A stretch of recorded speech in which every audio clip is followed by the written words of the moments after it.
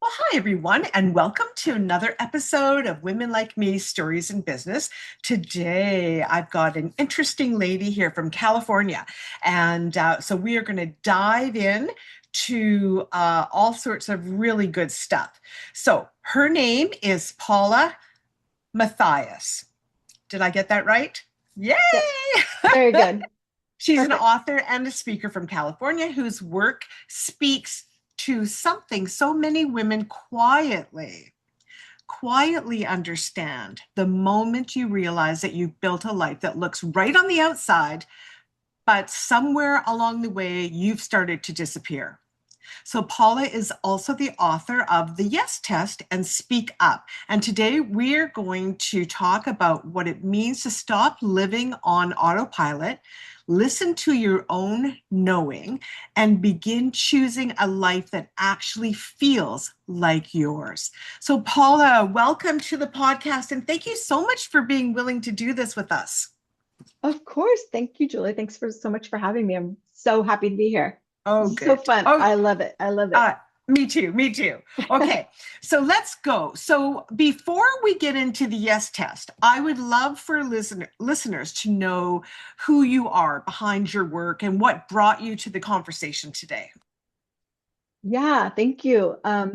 So what really brought me to the conversation today is I worked as a technical recruiter for probably 10 to 15 years. And when I worked in that job, I realized how difficult it was to recruit women specifically.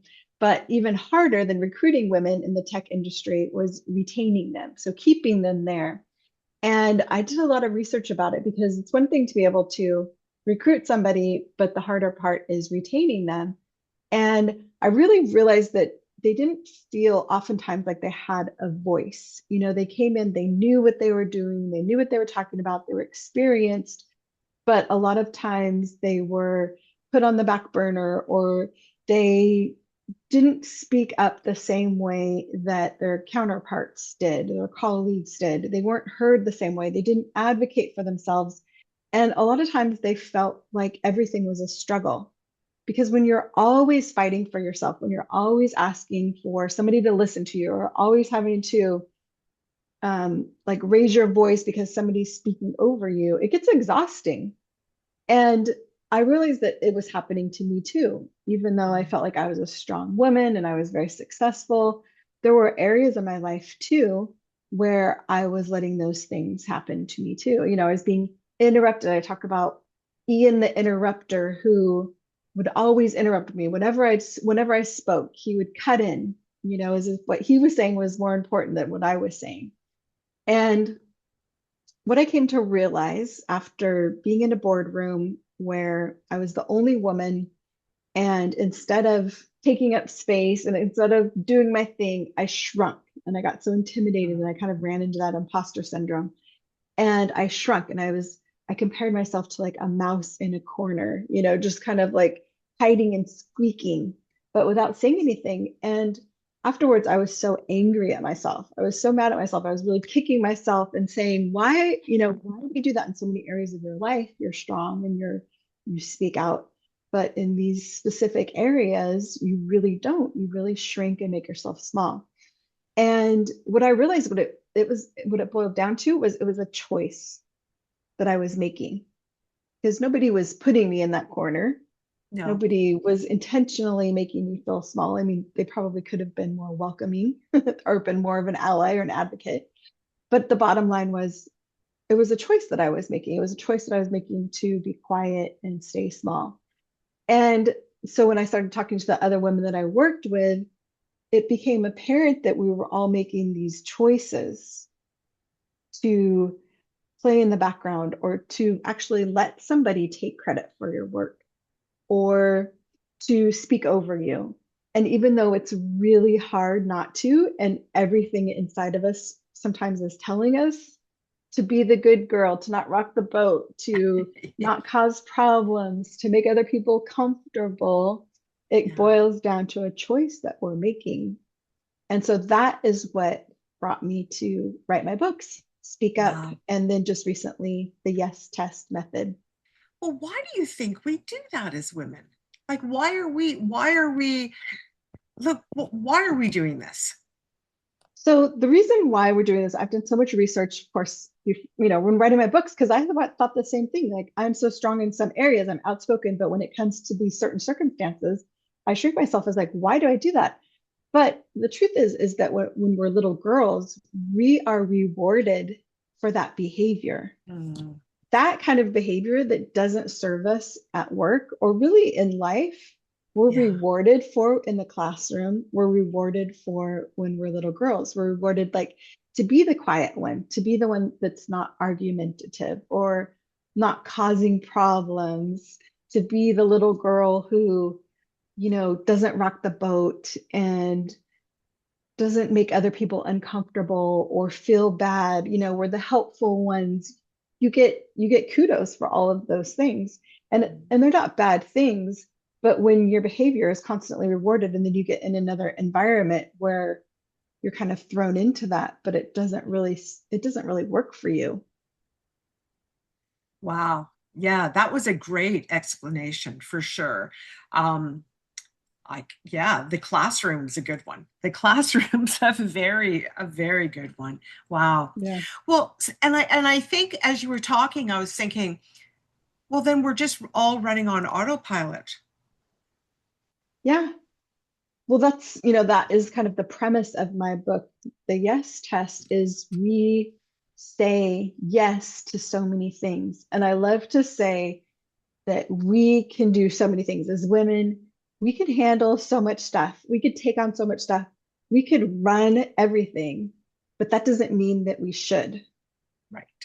You don't have to say yes to everything. Yeah. And I became really aware of that, after I had that boardroom scenario. What it boiled down to was that by not speaking up and by not using my voice and by not showing people what I was capable of, I was letting them decide who I was. I was letting them decide what I was capable of. And really, I was letting them decide my future in a way because they made assumptions about what I was capable of. That meant promotions or responsibilities or roles, whatever that meant.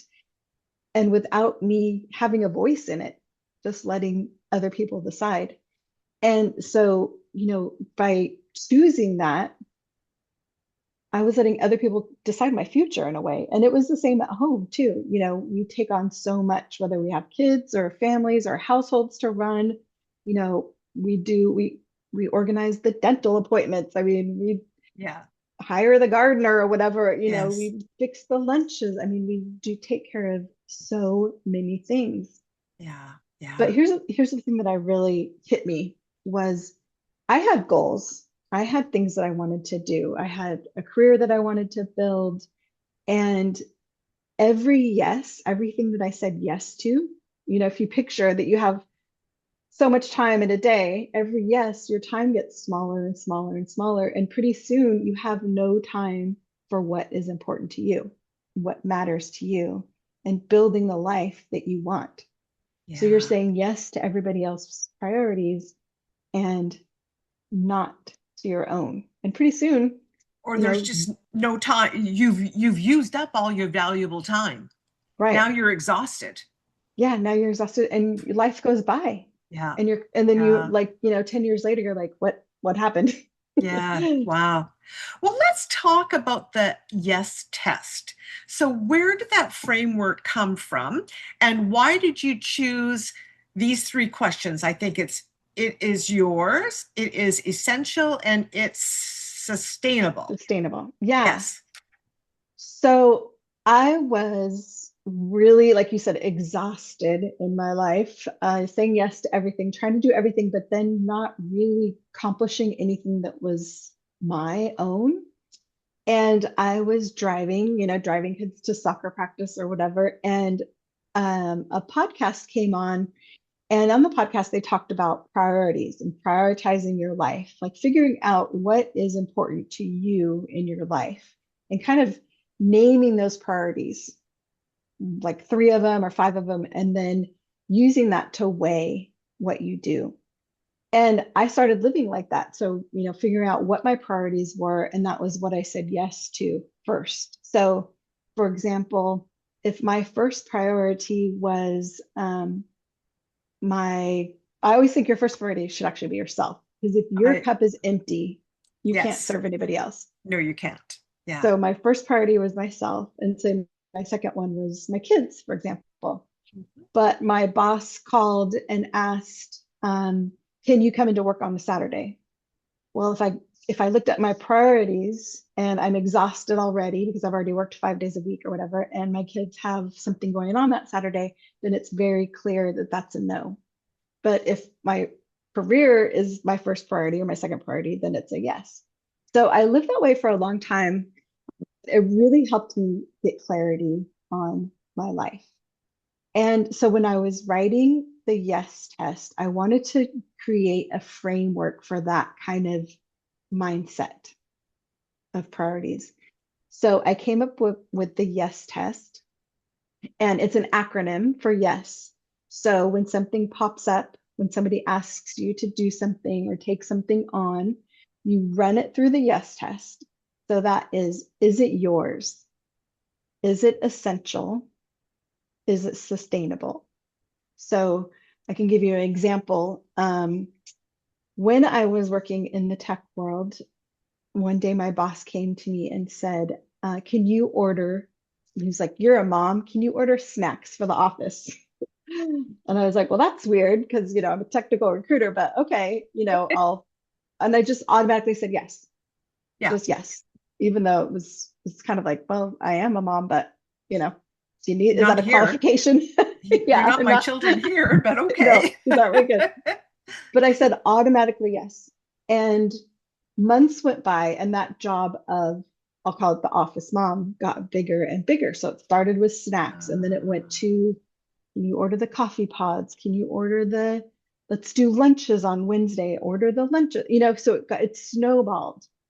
And I kept saying yes, I kept saying yes, I kept saying yes. And then pretty soon I was getting known as the office mom. And even though I was recruiting these huge jobs as software developers and DevOps and VPs and all this stuff, I was still the person who would buy snacks. And it was because I never said no. And so finally I was like, I don't have time for building the career that I want because I'm spending like an hour at Costco buying 500 granola bars or whatever. Why am I doing this? So in that scenario, I ran it through the yes test. Was it mine? Is it yours? The why of yes, is it yours? It wasn't mine to buy granola bars. No, No.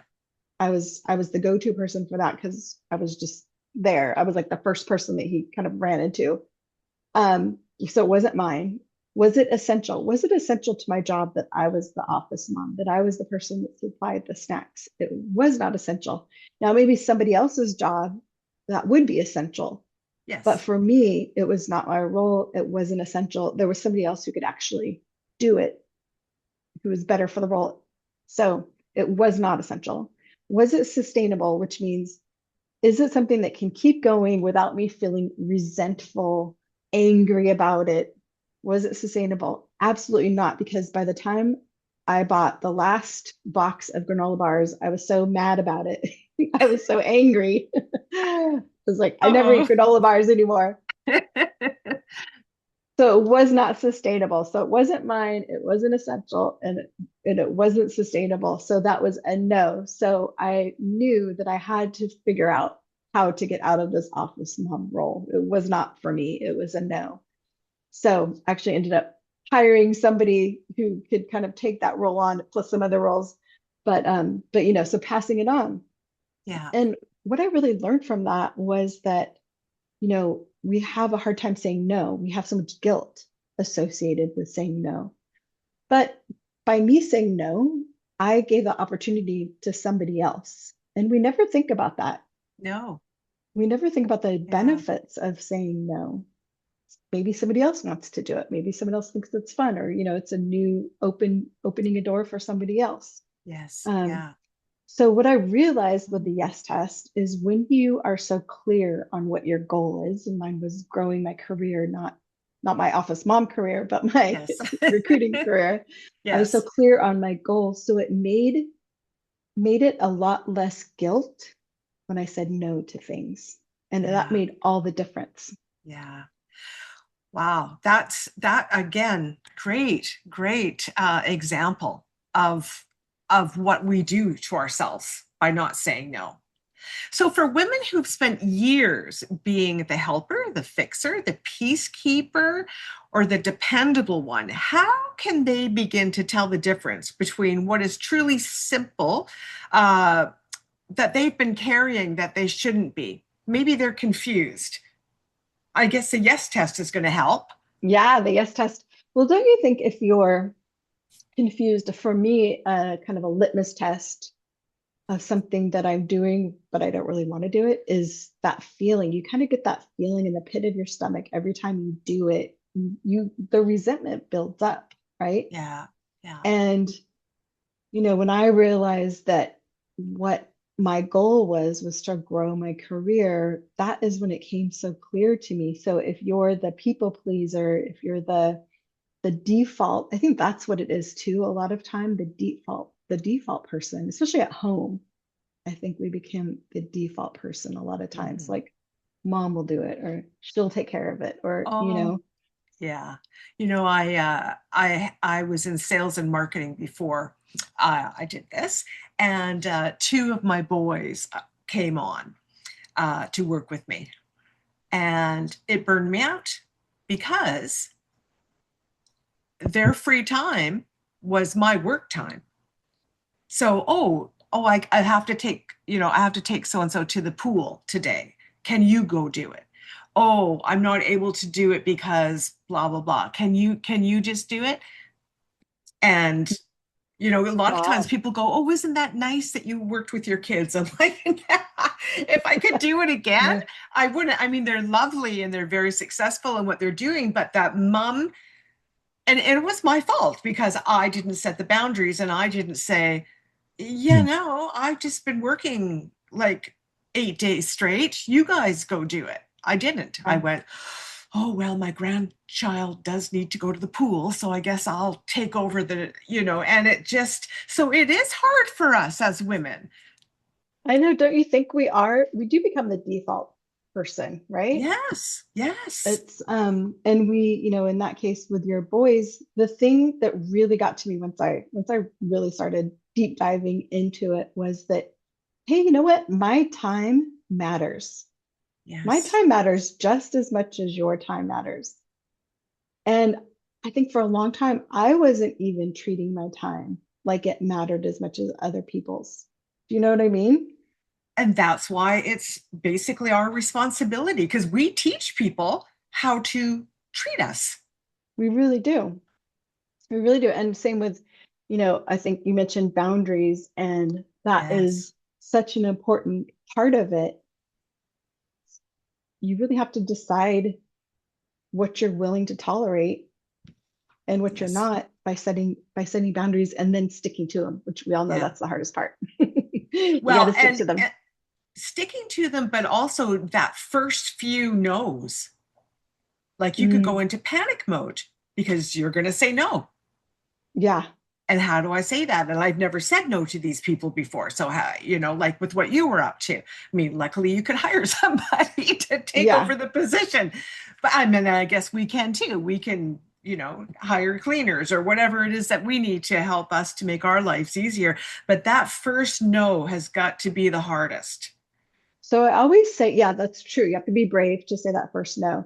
But it could also mean a no for now, or it could mean um, the one that I really like is it's yes, I can do it, but we need some negotiations here. And I think that's where it really applies to like your Oh, household is yes, I can take this on, but I'm going to need you to take on this thing. So it's even. It's not just you continuously taking it on, taking it on. right. It's a negotiation. So even though the yes test, sometimes ends in a no, it's not always a solid no. It could be a no for now, or let's talk about it. Yeah. Yeah. And sometimes that takes That off makes the it pressure a that little makes it bit. seem easier, doesn't it? It kind of Hmm. takes that hard burden off of it. Right. But what it does do as well is it takes away that automatic yes, because the yes test is meant to be in that pause. So when someone asks you to do something before you just, yes, you just blurt it out. Yes, I can take that on. The test is in that pause before you blurt out the yes. So you just think about it. And once you get used to it, it goes by quick. You Yeah. don't have to take 5 minutes to run it through the Yes. run it through in detail, but it makes you conscientious of that you have a choice. You don't need to do the automatic yes. You have a choice. Yeah. Yes. Well, have you seen women realize they were saying yes to things that their body, heart, and soul had already said no to? And what happens when they finally admit the truth? Yeah, don't we feel that stress? I mean, I've done that before, haven't you? Yeah. It's so stressful and builds up that resentment as well. I think it's really unhealthy, because your body is literally telling you, don't do it. Don't say yes. Yeah. Your body is saying Yeah. no, Yeah. but we say Yeah. yes out of guilt. And I always think about, other people's emergencies or other people's priorities don't have to be ours, and they shouldn't be ours. You know how someone comes to you and they're like, I have this problem. I have this problem. You got to help me. You got to help me. And yeah, I mean, if it is a true emergency, yes, we're all human. We want to help each other. But Yes. some people just always have an emergency. That's how they live. And those emergencies become yours a lot of time. Yeah. And the more you say yes to those, the less time you have for yourself and for doing what matters to you. And for your own emergencies. Yeah. We all have them from time to time. But yeah, if you're constantly, yeah, I'm just thinking of about a family member that's constantly having an emergency. I Everything's think an we all have those emergency. family members. Yeah. God love them. Yeah, but There's so much drama. yeah, drama, and it can definitely take over if you're not careful, or if you give yourself too much to it, because Yes. that exhaustion sets in, whether it's work or whether it's dealing with people's emotions or people's emergencies. It takes that energy from you, and at the end of the day, what do you have left for yourself? Yeah. And like you said, you have to be your own priority. You have to take care of yourself. If your cup is empty, you're not of use to anybody, not including yourself. For sure. So taking care of yourself, prioritizing yourself in all of this, I think Mhm. is key. And Yeah, people like that can really drain you, they can really drain you. They always have something coming up. They always have an emergency. And, yeah, as you said too, you teach people how to treat you. So every time you say yes to that, it's just telling them it's okay. It's okay. It's okay. yeah, So um, I used to work a lot, like 24/7 practically. I was just made myself available all the time. I thought that's how you got ahead, really, was by making yeah. yourself available all the time. And I remember I was on a girls' weekend in Santa Barbara, and we were, trying on clothes, having a good time. Like we had lunch and wine, and we went to try on some clothes. And I was in the dressing room trying on this cute summer dress, and my boss called me, and it was a Saturday at like 2 o'clock, and I automatically answered the phone. I'm like half dressed, picked up the phone, what's going on? How can I help? And it was just like some mundane question Yeah, that he had. It wasn't important. We were not heart surgeons by any means, it yeah, was just like some very mundane everyday question, but it just popped into his head. And he was used to me because I had taught him that I was always available. He was yeah, used to being able to just having a thought pop into his head and call me and ask me a question, no matter when it was. So that was also a big realization, which that I needed to come to terms with, was that I was treating him, or I was teaching him how to treat me. And that goes back to even the snack yeah, story. The reason why he asked me to buy snacks in the first place was because I said yes to everything and I was always yeah, available.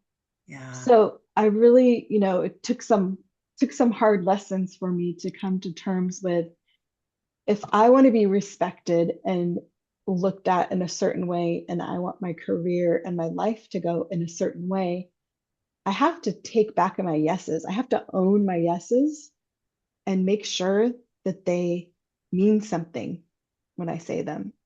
Because my Absolutely. time matters and what my life goals and what I want to do in life, Yeah. it matters. It matters too. Yeah. Well, why do small decisions matter so much? I really think they add up. So, you know that Mhm. saying, if you give an inch, they'll take a A mile. mile. Oh my goodness. I haven't heard that for years, but yes, I do know that one. And don't you think it's true? So, like, like we talked about, you teach people how to treat you. So you say, they have an emergency. Yeah. Got to help me with this. And you say, yes. That teaches them, oh, I got one. I got one on the hook. Yeah.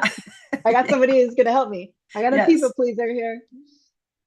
So those small decisions that you make just by saying yes the first time, the second time, the third time, they add up. 1,000 tiny yeses can build a life that you don't want. Yeah. Absolutely, they can. Yeah. And so it's those small ones, I guess, that help us to start to change. Hmm. So I guess if we have trouble saying no to the big things, we could start with the small things and build our way up. We can, and those matter too. The same Yes. way that you get to the point of always saying yes, you can Yeah. you can backtrack, you can go back, and it is hard, and I don't discount that. They say just like confidence, it's like a muscle that you build, right? That Yeah. you do it a little bit at a time. It doesn't have to be this big like movie moment where you say this huge thing and everybody like claps for you, like I announce like, hey, I'm not doing this anymore, everybody. No, it doesn't have to be like that. It can Oh just my be goodness. teeny tiny Yeah. no's. Yeah, for sure. Well, your book is called The Yes Test, but I imagine sometimes the framework helps people say no. But how do you see the relationship between a clear yes and a loving no? Mm, that's a good question. I think a clear, they're both empowering, Yeah, right? yeah, They're both owning because a loving no is really saying, you know, I love you and I want to help you, but sometimes they need a no. Sometimes you need a no and they need a no, yeah, right? yeah. And then owning your yeses and just remembering that every yes adds up. So really think about those choices and get off of that autopilot. You could get a little jar. You could say, okay, I've got 10 yeses today. Well, no, that's probably too many. I have 5 yeses today. And each time you say yes, you stick that yes in a jar. Now you have no yeses left. It's like, I'm really sorry, but I have no yeses, no yeses Like, left. I know you're hungry, but I'm not making dinner tonight. That's right, because I'm sure I used them all up already. You used up my yeses. Yeah. So you also wrote Speak Up. So, how does using your voice connect to making better decisions? Yeah, that's such a good question. And they do really relate. I really believe that even though using your voice, speaking up can be so hard. I mean, for some people, I think that is one of the hardest things you can do when Yeah. you're in a situation, somebody says something. I was just on a vacation and it was mostly women, but there was a couple of husbands there. And one of the husbands made a sexist joke. And it was so offensive. I mean, he was with a group of women and he still made the sexist joke. And we all just kind of laughed because it was so uncomfortable, but also we didn't want to make him uncomfortable. Right. But afterwards, again, I was kicking myself. I was like, I literally wrote the book on speaking up, and I didn't speak up when somebody made the sexist joke, Yeah. that was distasteful for everybody in the room. It wasn't like on borderline or anything. Um, So I know how hard it is, and it's still hard for me, even though I literally wrote a book on speaking up. Speaking up just takes so much bravery, but it really is, the more you do it, the more you force yourself to do it in a way, the better you get at it. And I always try to remember it doesn't have to be perfect. We sometimes we think, oh, I have to say the right thing or the perfect thing, or I have to wait until I'm smarter or more Yeah. educated on the subject, or whatever it is until I have more clout. But the thing is, you have the right to speak up and you have the right to advocate for yourself. And that is really where it leads into the yes test, is being able to own your voice, to say yes to what works for you and no to what doesn't. So they're very intertwined. Yes. Yeah. Well, for women listening who feel stuck, tired, unsure of what they really want, what would you want them to know right now? I know, isn't it stuck? I think being stuck is kind of the worst place to be Yes. in. That Yeah. kind of limbo, where you can't decide what you should do or where you want to go next. It's so hard sometimes. But again, I think that goes to using your voice and even using the yes test, because when you're stuck, it really boils down to you're not making a decision on something that Mm. you need to. Don't you think? Yeah. You Yeah. know, you need to make a decision and you're kind of like waffling for one reason or the Yeah. other. And because you can't make a decision, that keeps you stuck. But yeah, it really Yeah. does. It really keeps you So you're stuck just in. in that hamster circle. And it's the worst feeling. Like I was stuck on something not too long ago, and it was about moving houses. And it was so hard for me to focus on anything else because I was so stuck on that one thing. Even I'd, be with friends at dinner, for example, and still in the back of my head, I'd kind of be playing out the scenarios and Yeah. trying to unstick myself. Um, so I think they're really tied together. And even the yes test, is it yours? Is it essential? Is it sustainable? Can even work to help you get unstuck from something, because it's deciding what matters to you and what you want to decide on, what you want to say yes to, what you want to say no to.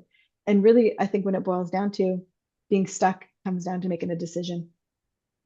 Yeah. And as you were talking, I thought, it it'll for people even that are afraid or confused, by asking that, it's going to help them to get to know themselves better, because sometimes we're just so out of touch that we're just, because we're so busy in society and we're just doing all the time.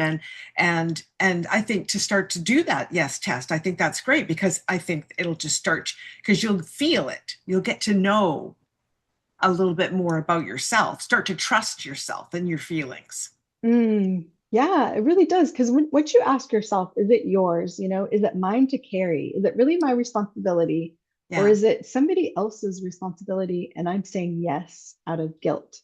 That makes it so much clearer if Oh, it's yours to say yes to. yeah. Then is it essential? Is it essential that I do this? Because so many things are not essential. So many things, Right. I was just talking to a woman who has kids, and she was, they were like in 3 or 4 sports and doing music and like violin and who knows all the things. And it's like, is that essential? You're burning yourself out. Are all those things really essential? Maybe they are. I'm not judging whether they No, are, no, of whether they're course, not, I but it's, understand what you're saying. yeah, but it's up to Yeah. you to decide, is that essential for your happiness? Is that essential for their happiness? Yeah. I know for my kids, sometimes when they stop playing a certain sports, they're like, oh, thank goodness I have some time. Yes. It wasn't essential. Yes. Yes. Yeah. Well, what has this work taught you about trusting yourself? Ooh, I like that question. I think being able to trust yourself in making decisions and saying no or saying yes really helps you to trust yourself. It helps you to believe in yourself. And especially when you start doing it, I've gotten good at it, having written the book on it. Yeah. I've gotten good at it. Yeah. And it helps you to take back your life. Mm. It helps you to live a life that matters to you, that feels right to you, where your time is valuable, your work is valuable, what you say is valuable. And you learn as you choose your yeses, you choose your nos, you choose your decisions, you really learn to trust yourself because you have to in order to make those kind of big choices in life, at work, and to speak up for yourself. You really have to trust yourself. And it is baby steps. Yeah. I would never say to anybody like, go out and make a big declaration or do this huge thing all at one Putting a big time. sign on my door. Yeah. Before you come in here, think about what you're coming in here for. Yeah. I mean, sometimes that might work actually. It's not a bad idea. Yeah. Things get drastic sometimes, right? You're like, I'm Yes. done with this. Yes. I think Yeah. speaking of being stuck, I always think the way that you really unstick yourself is when you're just so tired of it. You're like, Yeah. I can't do this anymore. I can't take this anymore. I'm sick of it. I have to make a decision. And then that kind of helps to force you into that. It does 100%. But the danger, I think, in getting if you wait too long, then I think there's a danger there because your Mm, burnout, all of the, you just, then you have to get your energy level back up. yeah, that's a really good point. And Yeah. and sometimes that can be years and years and years. I mean, Yes. Yeah. 5, 10 years, you're like, what the heck? What's happened? Yeah. Well, yeah, that's so true because I think women, we possibly we're working and we're taking care of the family. And if we have a husband, we're taking care of him too. And we're taking care at work and we're taking care of our friends and we're doing all of those things. And then the kids leave the house and all of a sudden it's like, I don't have those things to do anymore. Now what am I going to do? And you start to panic. Yes. That And we could then talk about that. That could be a whole other podcast that about could be a whole other podcast. Yes, your it could. next, like reinventing yourself in your next chapter. And Yeah. I think in my opinion, before you get to that stage, before you come to the empty nester Yeah. stage, start using the yes test. Start choosing your Yes. making your decisions and choosing your yeses and choosing your nos because it's harder when you get to that point of empty nesting. Yes. Yes, for sure. Well, what do you hope readers and listeners take away from the yes test? Empowerment. I mean, I know we use that word so much, but I just want women to feel like it's okay to say no, and it's Yeah. okay it's okay to want something. Yes. How often do you actually say, I want blah blah blah. I want a better career. I want to make more money. I want to live a happier life. I want to be more balanced in my life. I want to work less hours and come home and be able to start baking. Or we never Yeah. say exactly what we want, like starting a sentence with I want. We never do that. No, you're right. And I want women to start doing that and knowing that it's okay and to own it and then support their yeses and their nos in order to get what they want. Yeah. Yeah. That's just such great advice. So, Paula, where can people find your books and learn more about you? And before you answer, I just want everyone to know that we will have some information in the show notes about how to reach out to Paula. But, Paula, why don't you tell us, how do people find you and Yeah, learn more about your work? of course. They can find me on my website, which is PaulaMathias.com. So paulamathias.com. And there I have links to my books. They're all on Amazon, but the links are on my website. I also do a lot of speaking engagements all over the country. So you can find out where to see me, where to find me. I do retreats. So if women want to come in like a more intimate setting, I do those as well. So yeah, find me on my website and also on Instagram. I put out cringy videos a lot of times, so you can come like watch me dance with my dog or Yeah. or Yeah. walk in slow motion. Yeah. And also on TikTok and LinkedIn. Yeah, so Perfect. Perfect. Now find I me. have a question about your retreats. So what are you doing on your retreats? What is the purpose of bringing women together on a retreat for you and your That, business and what you do and how you help?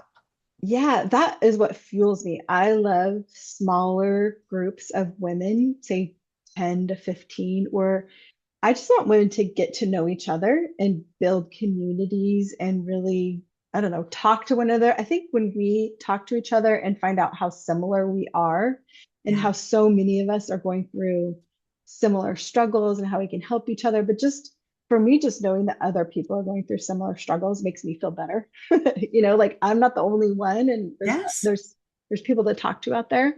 So that's what I love to do in my retreats are kind of like workshops where we talk about what matters to you, kind of figuring that out. What is your goal? What Yeah. matters to you? And not just like a goal like I want to be promoted, but a goal like I want to focus on my career, but also have time to, like, let's say you're single, I want to have time to date and find my perfect match, or I want Yes. to also have time to spend with my kids, or, having that not just a work-life balance, but Yeah. balance, Yes. just Yes. balance, Yeah. you know? So So I work important. with people on finding that balance, and that's part of the Ah, yes test. So finding that balance, you can only find that balance if you choose your yeses. If you are saying yes to everything, you'll never find that balance because you're doing too much stuff. You're doing too yeah. much for other people and your Yeah. cup is going to get empty. So that Yeah. is what my retreats are really about, kind of like workshops. So finding your Yes. balance and then Yeah. And and do you have then information about that on your website as well?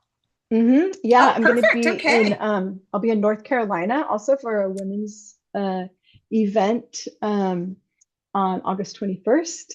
So Perfect. yeah, Perfect. love it. Well, Paula, thank you so much. This has been a great conversation.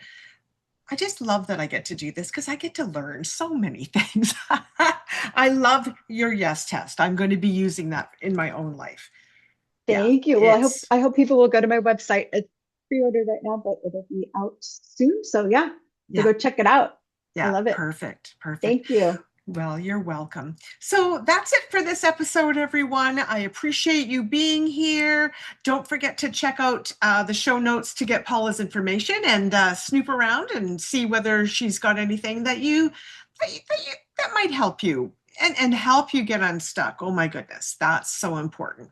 Well, thanks again, Paula, for being here, and take care, everyone. Until next time. Bye bye.